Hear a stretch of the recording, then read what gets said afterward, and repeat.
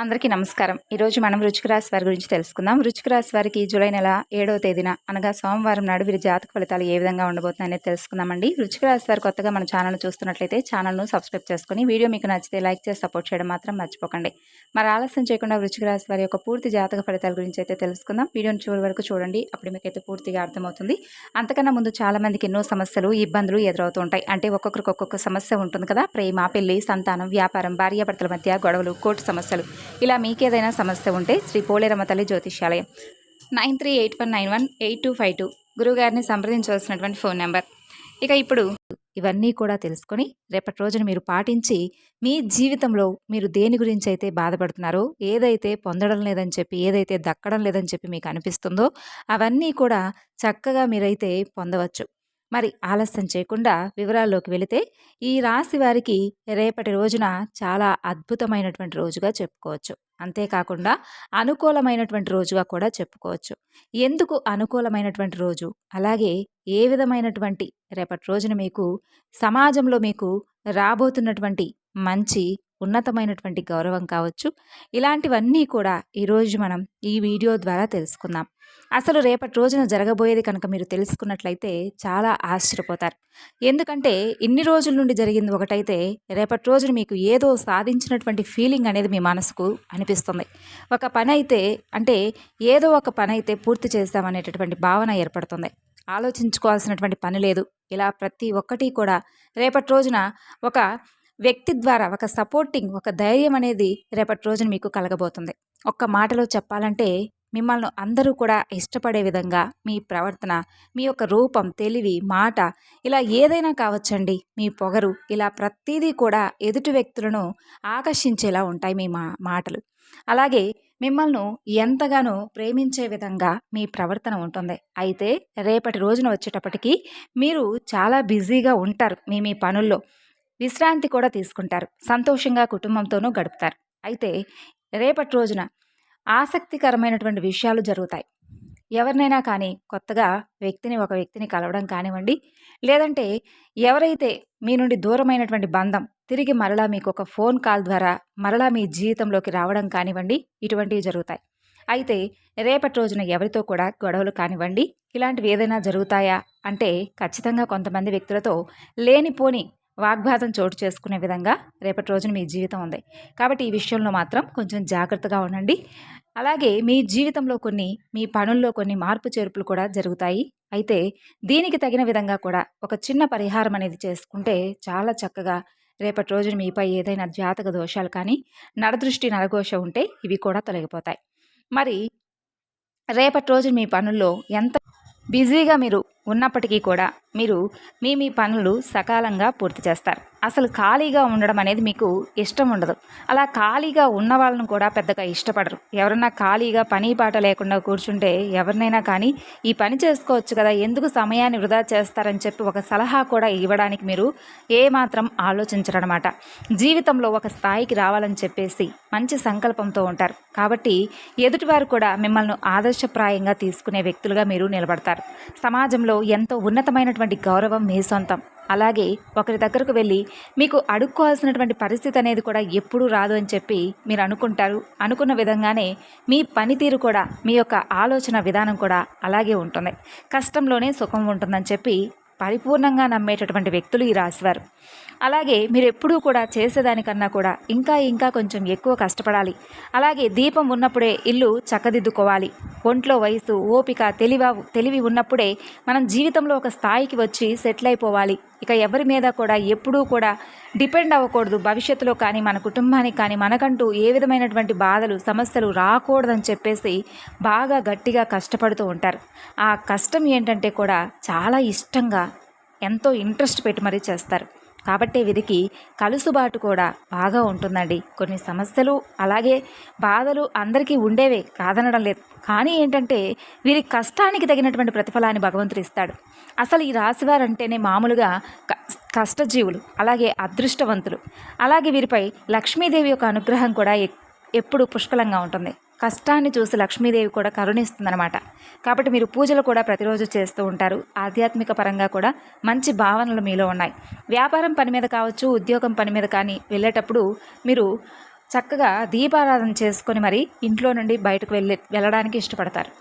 అలాగే భగవంతుని బాగా నమ్మేటటువంటి వ్యక్తులు, పద్ధతులను సాంప్రదాయాలను బాగా ఇష్టపడేటటువంటి వ్యక్తులు, ఇలా ఈ రాశివారి యొక్క వ్యక్తిత్వం అనేది ఉంటుందని చెప్పుకోవచ్చు.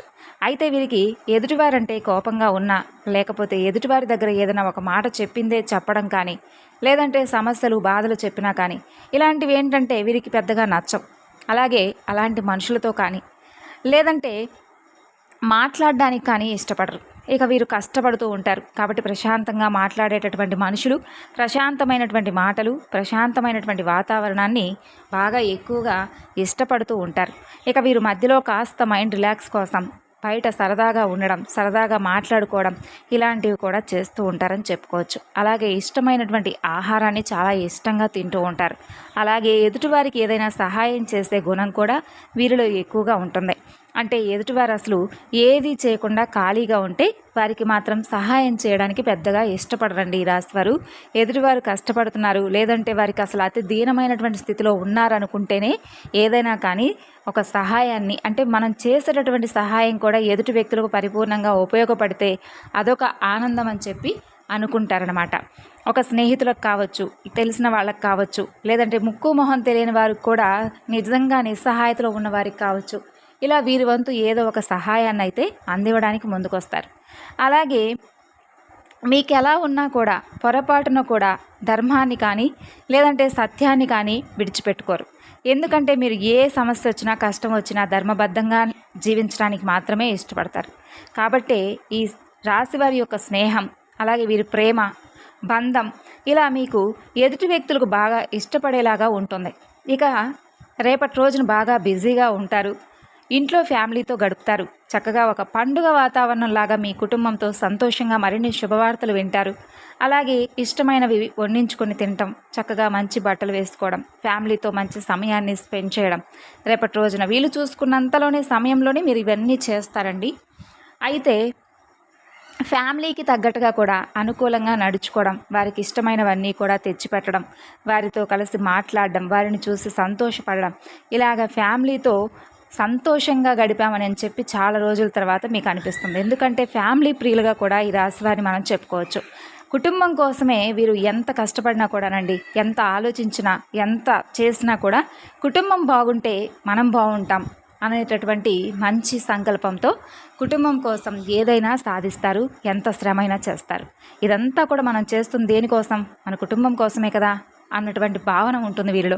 వీరి మనస్తత్వం కూడా చాలా గొప్పది. బయట కూడా వీరి మీద ఎటువంటి, అంటే అలా ఇలా చెప్పుకోవడాలు, వీరి మీద విమర్శలు కానీ అలాంటివి ఏమీ పెద్దగా ఉండవు.